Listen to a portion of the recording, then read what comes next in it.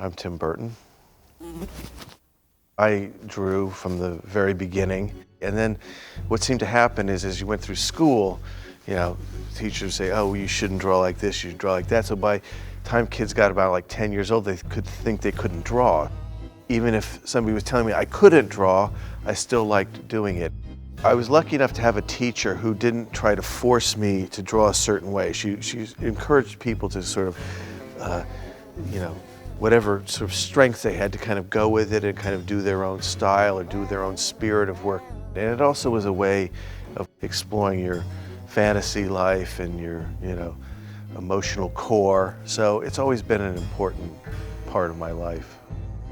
Well, I haven't really shown any of this stuff. I never really considered it like art or artwork, mainly because it was not really meant to be seen, really. I mean, it was all sort of the process I was doing when I was either thinking of ideas or working on projects or just helping my own mental process.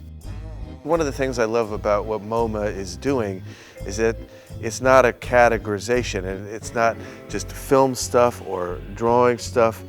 They've done a really good job of trying to blur those lines of what those things are.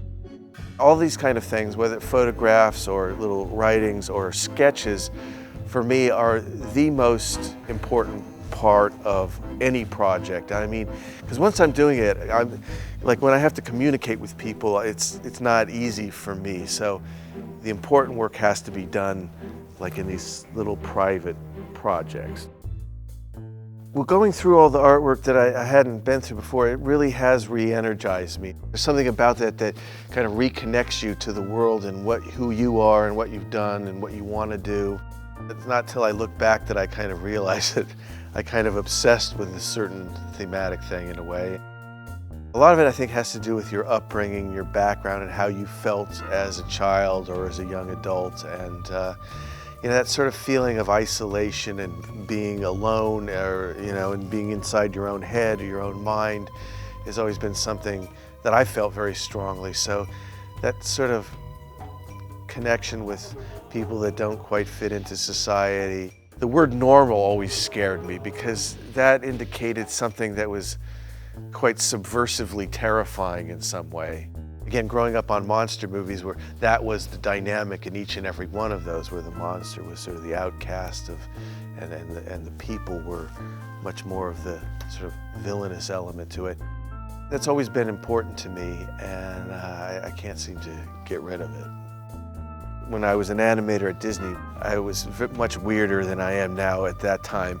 I found that when I wore striped socks, I felt more grounded. It's a very strange circular dynamic because I was feeling very crazy or very floaty or whatever, and when I started wearing striped socks, I just felt calmer and more grounded, and so I don't really know what else to say about that one.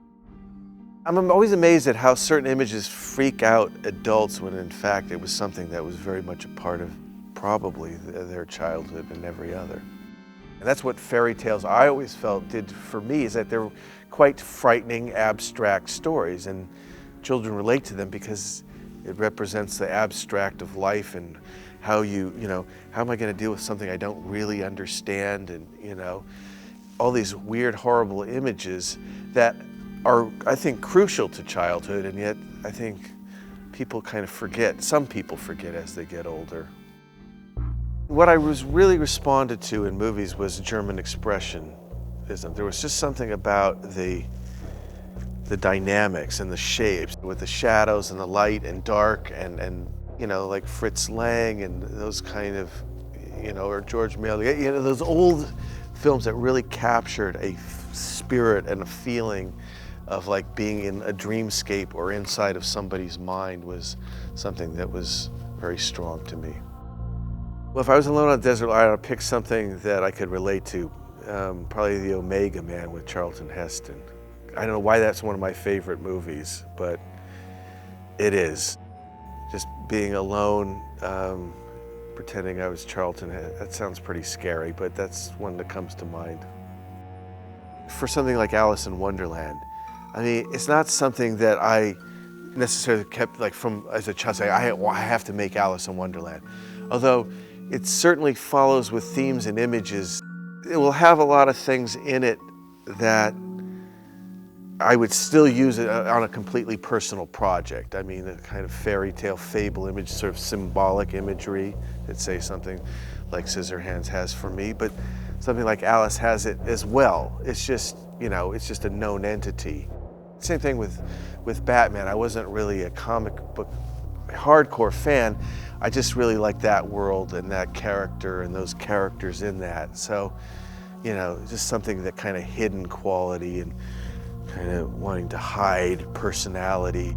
Obviously something well known, but something felt personal to me. The tools of filmmaking have changed over the years, obviously.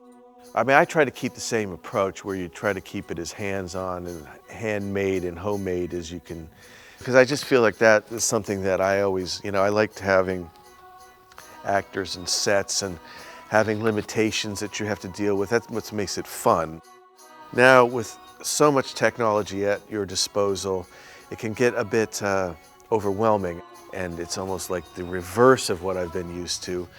But, you know, knowing that, you still try to keep it as human and as tactile and as you know, present as you can. But it's difficult with, you know, shooting in a vacuum. Oftentimes people aren't even shooting in the same shot with each other. And having been through it and being able to have the joy of feeling the texture of a set and seeing an actor dealing in that light and set, you know, it's something that stays with you. So I try to keep that spirit.